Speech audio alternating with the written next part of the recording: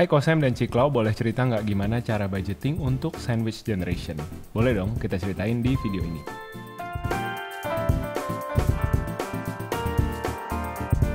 Hai guys, welcome back to our channel. Kembali lagi dengan gue Samuel dan ini istri gue Claudia. Kami pasangan suami istri kantoran dalam perjalanan menuju financial independence. Minggu ini kita mau bahas salah satu pertanyaan yang lumayan sering ditanyain ke kita sebagai sama-sama sandwich generation, yaitu gimana caranya kita budgeting dengan disiplin untuk sandwich generation supaya bisa ya mungkin ngatur keuangan dan juga mungkin bisa pelan-pelan menuju bebas finansial juga.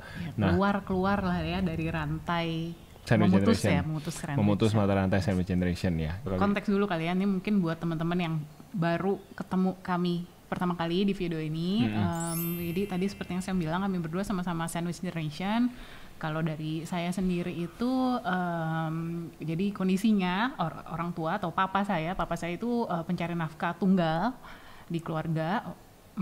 Pengusaha ya, tapi pengusaha yang sayangnya kurang beruntung ya, kurang sukses. Jadi sejak saya SMP, SMA itu sudah tidak ada penghasilan tetap, kondisinya juga tidak ada tabungan karena prinsipnya papa waktu itu adalah kalau ada uang ya harus dinikmati nih. Sebenarnya bukan untuk dinikmati sendiri juga gitu, karena untuk ajak anak-anak makan enak juga gitu ya, lalu juga banyak untuk bantu orang-orang juga, tapi ya jadinya nggak ada mindset untuk nabung sama sekali gitu ya. Jadi sebagai pengusaha yang sudah tidak ada pendapatan tetap, tidak ada tabungan, ya jadi kondisinya cukup deg-degan gitu ya kami dari bulan ke bulan gitu.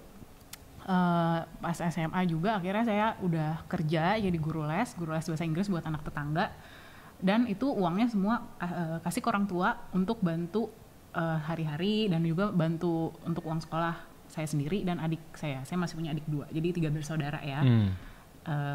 Ya udah akhirnya bisa kuliah, puji Tuhan juga itu karena beasiswa kuliah di Jepang sampai akhirnya ketemu Sam. Di Jepang juga sambil kuliah sambil part-time itu uangnya ya buat bantuin orang tua juga dan adik-adik, sampai waktu itu akhirnya selesai kuliah di wisuda. Pas wisuda itu bersyukur banget dengan uang yang dikumpulkan hasil part-time bisa ajak orang tua ke Jepang untuk lihat acara wisuda ya waktu itu ya, untuk ajak jalan-jalan juga. Balik lalu setelah itu wisuda dapat kerja sebenarnya di perusahaan Jepang, di bank Jepang, tapi untuk placementnya di Indonesia gitu. Jadi ya balik ke Indonesia gitu ya. Gajinya juga bukan gaji ekspat ya, gaji lokal. Nah itu sejak mulai kerja itu baru tahu dari papa kalau ternyata selama ini papa banyak utang ke bank gitu ya. Karena itulah makanya bisa bertahan dari bulan ke bulan walaupun nggak ada pendapatan, walaupun nggak ada tabungan. Dan ya udah papa minta tolong untuk bantu dicicilin utang-utang ke banknya itu dari sejak fresh grad ya, benar-benar dari pertama kali ngantor. Ya udah, jadi benar-benar frugal living itu karena kepepet ya dari awal bisa dibilang gitu ya. Dan di awal-awal itu dengan gaji fresh grad, tanggungannya orang tua dan adik-adik, bantuin mereka kuliah juga, sekolah juga, itu walaupun udah frugal living banget gitu ya, udah hemat-hemat banget, paling yang bisa ditabung cuman kurang lebih ya 10%, kadang-kadang lebih mungkin kalau ada lemburan, kadang-kadang dari THR atau bonus kalau misalkan ada lebih ya bisa nabung lebih banyak, tapi in general kurang lebih 10% gitu ya dari gaji bulanan yang bisa ditabung. Ya long story short akhirnya bisa nabung gitu ya. Kita nikah pakai budget hasil tabungan sendiri. Terus bisa beli rumah, beli mobil juga hasil tabungan sendiri gitu ya. Satu hal juga memang kami bersyukur karirnya juga bagus gitu ya, progres karirnya kami berdua juga bagus, dan tetap hemat juga gitu ya. Jadi maksudnya walaupun misalkan ada peningkatan income, kami berusaha untuk tidak meningkatkan pengeluaran gitu atau lifestyle gitu ya. Jadi terus berusaha manage lifestyle itu tetap ya udah sederhana aja gitu. Gitu kan sekarang sih udah bisa lebih lega gitu ya, nggak semepet-mepet dulu gitu ya. Karena ya tadi itu selain income-nya juga meningkat, lalu adik-adik juga akhirnya mereka lulus kuliah dan bisa kerja juga, dan akhirnya sekarang kami bertiga sama-sama bantu orang tua gitu ya, kontribusi jadi dari 3 anaknya itu. Jadi sekarang sih udah ringan banget gitu ya, sudah melewati masa-masa yang lebih sulit gitu ya, kalau sekarang udah terasa lebih ringan. Itu kalau dari saya, sandwich generation versi saya. Kalau dari Sam? Kalau dari versi aku memang datang dari latar belakang keluarga yang mungkin kalau tadi dibandingin dengan cerita Klau, mungkin aku sedikit lebih nyaman hidupnya gitu ya. Orang tua juga sama pengusaha, tapi papa itu memang punya skill ya di bidang perkayuan. Jadi ada toko bingkai, toko furniture, tokonya masih ada sampai sekarang, bisnisnya masih ada yang memang mereka makan dari situ gitu. Ada bisnis yang mereka maintain tahun demi tahun. Mereka buka bisnis kecil-kecilan ini dari tahun 85. Jadi throughout the years bisnis inilah yang nge-sustain aku sama adikku, kalau aku 2 bersaudara. Nah tapi juga dalam ya namanya buka bisnis kan mereka perlu modal, mereka perlu uang untuk muter bisnisnya gitu ya. Jadi tidak cukup akrab juga dengan yang namanya berhutang ke bank untuk modal usaha. Nah jadi dalam proses berbisnis ini aku juga ngelihat waktu di masa kecilku, kami dalam keluarga kami sering berkonflik dengan topik keuangan gitu. Uang tuh sering jadi topik konflik. Papa nggak ada uang, tapi mama nggak ada uang gitu ya. Tapi kemudian papa nggak ngizinin untuk cerita ke anak-anak, karena papa punya pandangan anak-anak harusnya ya menjadi anak-anak, tidak perlu tahu gitu urusan keuangan orang tua. Jadi mungkin meskipun aku nggak punya ketakutan tentang keuangan, karena aku hidup dalam bubble di mana orang tua tuh nggak mau kasih lihat itu gitu ya. Kamu nikmati aja hidup kamu. Tapi mungkin itu membuat aku growing up manja kali ya. Jadi kayak nggak sadar bahwa ketika kamu hit adulthood itu kamu harus ngurus uang kamu sendiri. Kamu harus be responsible for your own bills. Kamu harus bisa manage cash flow supaya denyut nadi keuangan keluarga kamu muter dengan benar gitu. Dan aku tuh dikejutkan dengan fakta ini semua. Mungkin mulainya itu setelah kuliah gitu. Jadi setelah kuliah mama tuh kayak bilang, oke, Samuel udah punya income sendiri, di sini support dari mama berhenti ya gitu. Nah maksudnya gimana nih support berhenti? Jadi maksudnya gimana? Oke, kamu mau punya rumah, kamu tolong beli sendiri. Kamu mau punya pernikahan kayak gimana, kamu bayar sendiri gitu. Jadi itu ibaratnya ya wake up call-nya aku lah gitu di situ. Nah saat ini kami berdua masih ngasih support bulanan ke orang tua kami masing-masing. Tapi kalau dari keluarga Klau mungkin out of necessity, kalau aku lebih ke ya out of gratitude gitu ya, lebih ke token of gratitude, bukan lebih ke amount-nya, tapi aku nunjukin rasa terima kasih dengan ngasih uang tersebut. Jadi meskipun maknanya beda, keluarganya nggak sama persis, itu sedikit tentang our money story di keluarga kami masing-masing. Dan selanjutnya kita mau bagiin tipsnya ya, gimana caranya kami dan orang tua kami masing-masing memanage hubungan dengan orang tua kami masing-masing seputar uang. Oke, jadi Sam seperti itu ya, walaupun dia bukan yang sandwich amat gitu ya, maksudnya orang tuanya ya somehow masih cukup untuk menghidupi diri mereka sendiri, tapi belum sampai yang bisa meninggalkan warisan atau bayarin beli rumah, membiayai pesta pernikahan dan sebagainya, itu mereka belum ada di tahap itu gitu ya, tapi ya akhirnya jadi iya, tapi mereka masih bisa membiayai diri sendiri, hanya anak-anaknya ya udah silakan biayain diri kamu bukan masing-masing sandwich. gitu ya. Sandwich bukan sandwich, jadi apa ya? Ini hamnya doang gitu ya, tengahnya doang ya. Atau kroffel. Nah, kalau kroffel kan digencet. Ini ya, jadi lapisannya banyak kalau kroffel. Ya, gitulah. Karena kan kalau kita ngomong sandwich generation, layernya banyak gitu ya. Ada yang benar-benar kondisinya kejepit gitu, ada yang benar-benar ya udah cuman kayak Sam sekedar untuk biayain dirinya sendiri tanpa support orang tua sejak bisa kerja gitu kan, ada juga gitu. Jadi video ini bukan sekedar kita ngomongin budgeting, tapi juga tentang mindset kali ya, gimana caranya kita sebagai sandwich generation bisa mengatur keuangan dengan lebih baik gitu ya, atau bisa memperbaiki atau bisa mendapatkan masa depan yang lebih baik gitu. Yang pertama, nah ini bener-bener ditanamkan banget sih sama orang tuaku gitu ya, study hard, work hard gitu. Yang aku pelajari dari orang tua, walaupun mereka uangnya selalu pas-pasan, tapi tetap belajar itu nomor satu gitu. Kami bertiga, aku dan adik-adikku sekolah semuanya di sekolah swasta gitu, karena dari orang tuaku percayanya gitu ya, sekolah swasta yang mereka pilih ini benar-benar bagus dalam bidang akademis gitu, dan akan membantu kami bertiga dalam mencari pekerjaan yang lebih baik nantinya gitu. Jadi ya aku lihat banget sih kedua orang tuaku berusaha gitu ya. Maksudnya walaupun mereka nggak mampu, mereka coba ngomong sama sama prinsipal, sama kepala sekolah gitu ya, gimana caranya biar nego gitu uang sekolahnya. Lalu dari orang tuaku juga, walaupun aku udah ngelesin segala macam, mereka selalu bilang belajar itu nomor 1 ya gitu. Maksudnya jangan sampai Kasihkan cari duit. Iya, jangan sampai terlalu sibuk ngelesin sampai pelajaran kamu terbengkalai gitu. Dan aku juga ngelihatnya aku sebagai anak paling besar gitu harus jadi role model buat adik-adikku. Jadi ya memang seingat aku bahkan dari SD gitu ya selalu ya puji Tuhan juara kelas gitu. Dan aku masih ingat banget gitu saat-saatnya di SMA itu belajar yang ngapalin rumus kimia, ngapalin rumus fisika. Terus terang aku nggak bakat gitu, terutama di fisika itu belajar benar-benar sampai subuh, sampai jam 4 pagi, sampai mimisan itu aku ngerasain banget gitu. Aku ngerasanya pokoknya aku harus belajar yang benar biar bisa dapat kerjaan yang benar. Kalau udah dapat kerjaan yang benar baru bisa bantu orang tua dan adik-adik. Itu mindset yang ketanam banget sih di aku gitu. Jadi benar-benar edukasi kali ya, edukasi itu penting banget gitu. Terus udah gitu pas kuliah pun udah sampai mikir, aduh ini bisa kuliah nggak ya gitu, apa nggak usah kuliah dulu ya, biar kerja dulu bantuin adik. Terus ya waktu itu berdoa gitu ya, minta beasiswa, dan ternyata doanya terjawab, dapat beasiswa ke Jepang, ketemu Sam. SMA juga itu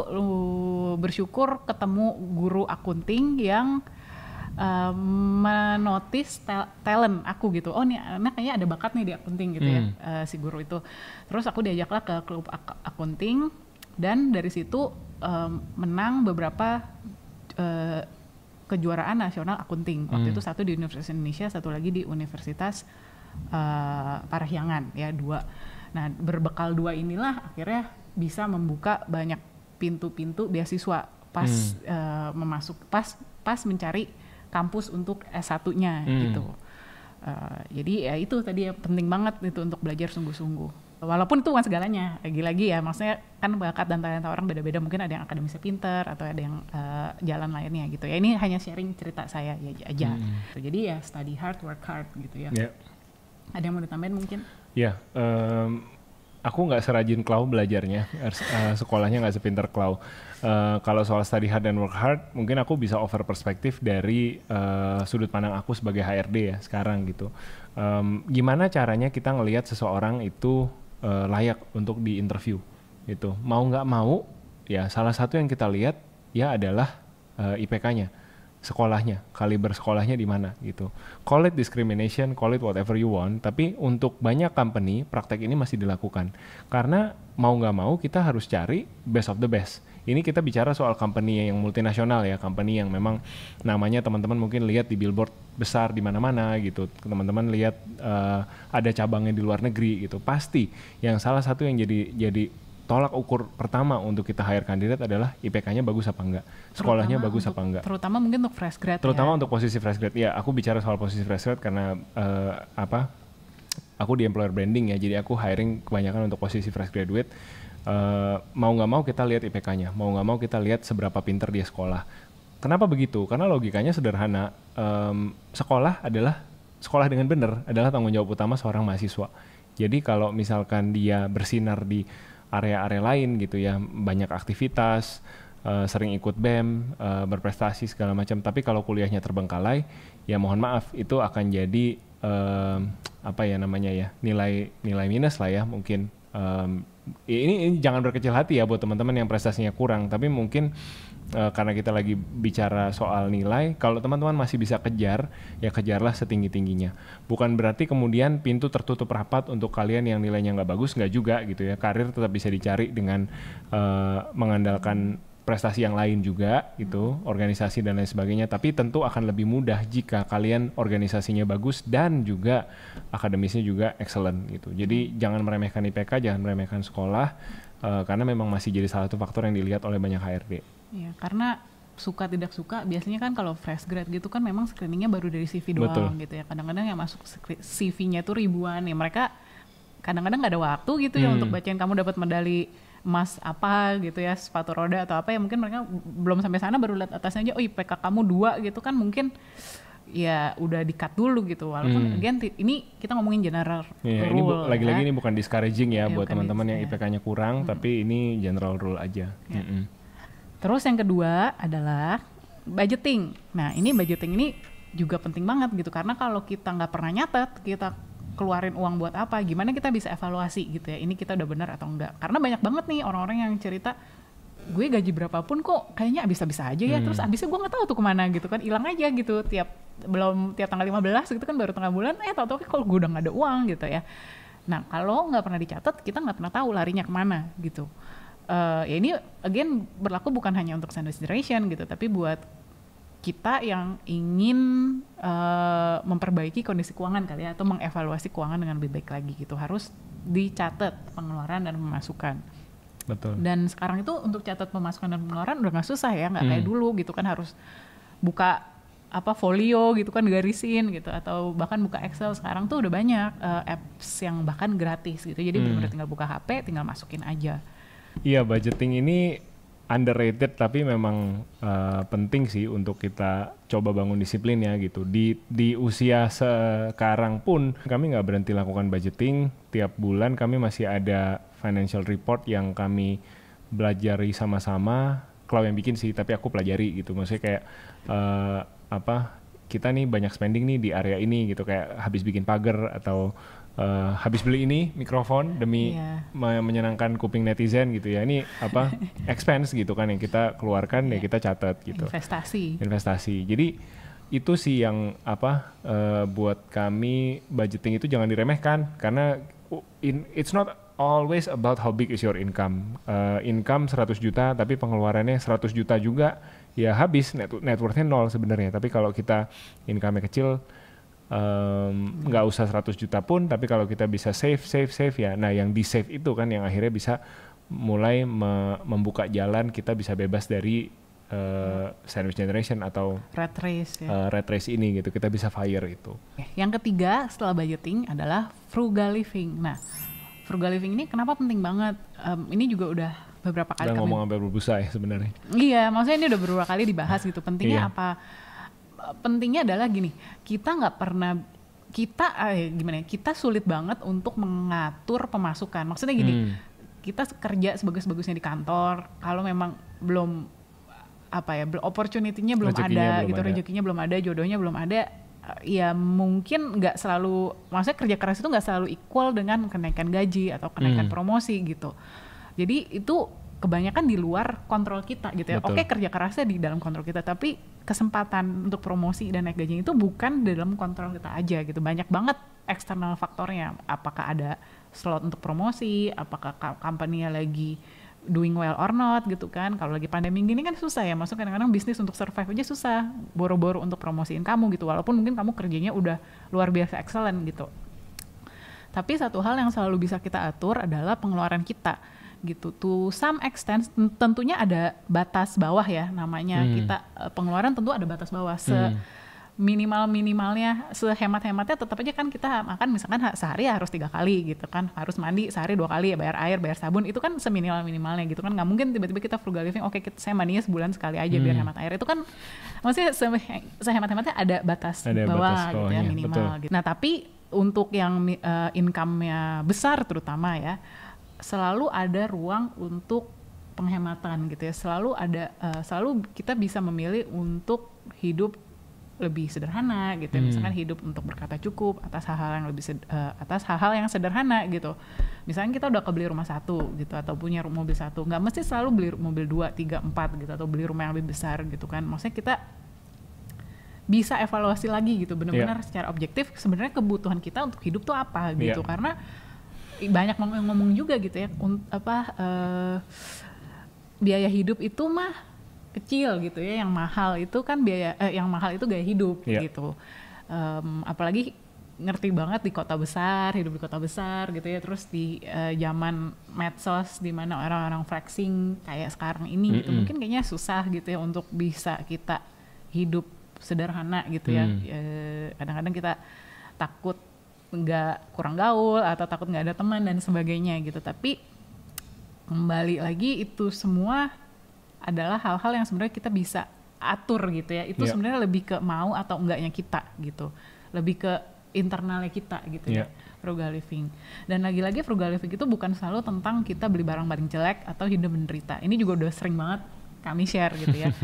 Frugal living itu nggak berarti pakai baju compang-camping terus gitu ya, atau makan sama garam terus gitu, enggak gitu. Yang frugal living itu adalah tentang kita hidup cermat gitu. Kita tahu kita punya uang berapa, kita mau spend berapa tiap bulannya, ya udah gitu, itu yang dibudgetin gitu. Nah kalau buat aku frugal living ini memang nggak awalnya aku nggak ngerasa kayak butuh-butuh amat gitu. Aku ngerasa mungkin banyak juga yang bisa relate. Ini kan gaji gue dapetin susah payah, gue mau nikmati masa muda, gue mau nikmati hidup gue, mau nonton konser, mau makan enak, mau ini mau itu mau segala macem. Tapi setelah nonton satu video dari Pak Dodi bicara investasi di tahun 2020 di awal pandemi, dan juga belajar tentang konsep FIRE lebih jauh gitu ya, ada satu kalimat yang gue pegang terus sampai sekarang bahwa iya kita nih orang-orang yang mengejar FIRE ini bukan sedang menunda membeli sesuatu, tapi justru kita sedang membeli sesuatu yang sangat mahal. Apa yang sedang kita beli? Itu kita sedang membeli kebebasan kita. Kita sedang membeli kemewahan yang paling utama gitu, the ultimate luxury, yaitu kebebasan kita untuk ya bisa melakukan apapun yang kita mau. Kalau kita sudah bebas finansial, the power is back in our hands, the power to control our own time, the power to decide our own fate, tanpa takut kamu besok makan apa ya, tanpa takut bulan depan gajian turun apa enggak ya gitu, karena ya memang uangnya sudah cukup gitu. Kalaupun kita masih bekerja di kantor nantinya, ya itu kita bekerja karena kita out of joy aja, karena kita like to do the work, karena kita memang suka mengerjakan pekerjaan itu. Dan akhirnya ya udah itu mengubah mindset aku gitu, dari yang tadinya mikir aku harus punya ini jadi fokus ke satu goal yang lebih besar. Oh iya ya, ini ada satu hal yang aku belum punya, yaitu kebebasan finansial, dan aku sebenarnya bisa beli loh dalam tanda kutip kebebasan finansial itu dengan aku mengatur keuanganku dan hidup frugal dan mau budgeting dengan benar gitu. Yang keempat adalah setting boundaries. Nah ini sebenarnya topik yang agak sensitif gitu untuk dibicarakan.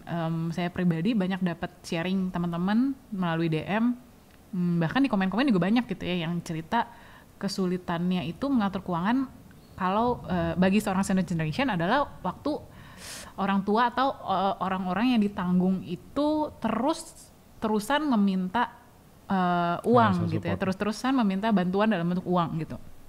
Karena sandwich generation itu atau kita semua kan pasti terbatas gitu ya. Maksudnya kan walaupun kami sudah mencapai financial independence, lagi-lagi itu kan bukan seperti garis finish gitu. Sebenarnya kami sedang dalam journey yang lain. Bukan berarti kami uang tidak terbatas. Justru karena uang terbatas, kami harus mengatur pengeluaran dengan cermat. Sebenarnya kan itu gitu ya. Nah ini setting boundaries juga sama gitu. Bukannya kita mau kualat sama orang tua, bukannya kita nggak sayang sama orang tua, tapi kadang-kadang kita harus bisa menarik garis gitu sampai sejauh mana kita bisa menolong orang tua. Karena gini, kadang-kadang mungkin dalam kasus saya gitu Kak, ada satu titik saya adalah satu-satunya pencari nafkah di dalam keluarga saya yang ayah, ibu dan 2 orang adik. Saya satu-satunya gitu. Dan saya harus bisa memastikan saya harus bisa terus bekerja gitu, karena kan uang yang diberikan bukan cuma untuk hidup bulan ini aja gitu. Maksudnya saya harus juga bisa kerja bulan depan, harus bisa support bulan depan gitu, dan seterusnya gitu. Jadi saya harus bisa bilang gitu sama orang tua, mohon maaf, yang saya baru bisa kasih adalah sekian gitu ya, sekian untuk bantu cicilin utang, sekian untuk bantu adik-adik dan orang tua. Bukan karena saya pelit gitu ya, bukan karena saya mau ngasih gitu, karena kita juga harus nabungnya buat siapa sih? Buat kita juga gitu, buat semuanya. Saya nabungin dana darurat buat kami sekeluarga gitu. Jadi ya ini jangan salah kaprah ya, maksudnya bukannya berarti setting boundaries terus gini nih, oh ya saya udah bisa, saya misalkan gajinya sekian, misalkan katakanlah gaji saya 100 juta, tapi saya cuma membantu orang tua saya 1 juta. Yang nggak gitu juga gitu ya. Maksudnya harus balance gitu ya, harus proporsional. Kalau kita bisa ada rezeki lebih, tentunya kita ya nikmati rezeki itu sama-sama gitu, sama keluarga kita gitu ya. Tapi ini kasusnya adalah, yang saya dapat gitu ya dari sharing teman-teman adalah mereka-mereka yang sebenarnya itu udah dalam kondisi udah kritis. nggak mampu lagi gitu loh. Saya cuma bisa support orang tua, katakanlah gaji saya 5 juta nih, saya bantu orang tua itu udah 4,5 juta, katakanlah saya 500.000 itu untuk hidup, dan itu pun udah ngepas-pasan banget gitu, tapi orang tua saya masih terus minta. Nah maksud saya adalah dalam kondisi-kondisi seperti ini yang kita harus bisa set boundaries gitu. Mohon maaf, saya baru bisa bantunya sekian karena gaji saya sekian. Kalau saya kasih lebih dari itu, berarti saya harus ngutang misalkan. Dan kita tahu kan yang namanya utang itu berarti untuk utang konsumtif, ya lama-lama bisa menjerat gitu ya, maksudnya bisa mati gitu, lama bisa mencekik gitu kan bunga-bunganya gitu. Jadi justru kita sebagai keluarga harus bisa komunikasi gitu ya dengan jujur. Maksudnya, papa, mama, saya mohon maaf saya cuma bisa bantu segini karena kemampuan saya sekarang ya memang cuma dari segini gitu. Ya papa, mohon doa restu papa mama biar rezeki saya ditambahin, nanti kalau rezekinya saya bertambah kita nanti sama-sama menikmati kehidupan yang lebih baik gitu. Jadi kata kuncinya sama-sama kali ya gitu.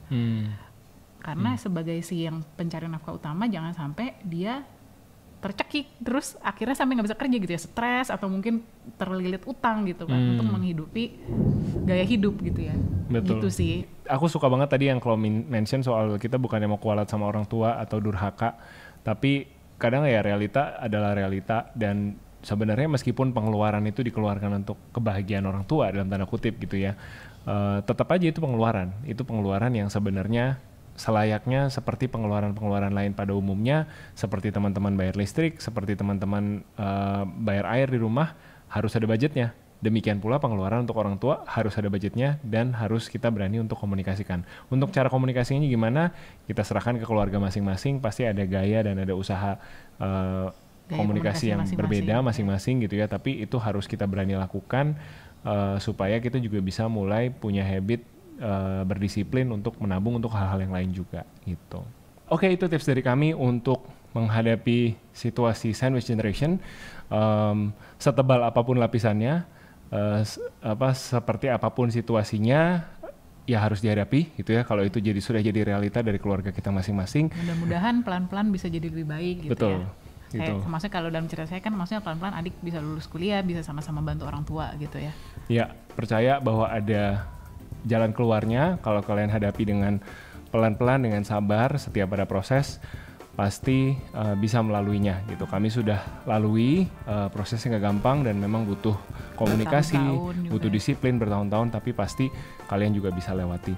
Thank you udah nonton, jangan lupa bintang 5 kalau kalian nontonin di Spotify, jangan lupa subscribe dan follow di YouTube dan di Spotify. Ini karena 2 platform jadi bingung nutupnya gimana, tapi ya thank you. Kalau ada yang mau tanya-tanya boleh komen di bawah. Kalau ada yang belum follow kita, boleh follow kita di semua social media channel kita yang ada di description di bawah. Thank you so much for watching, see you next week, take care and stay healthy, bye bye.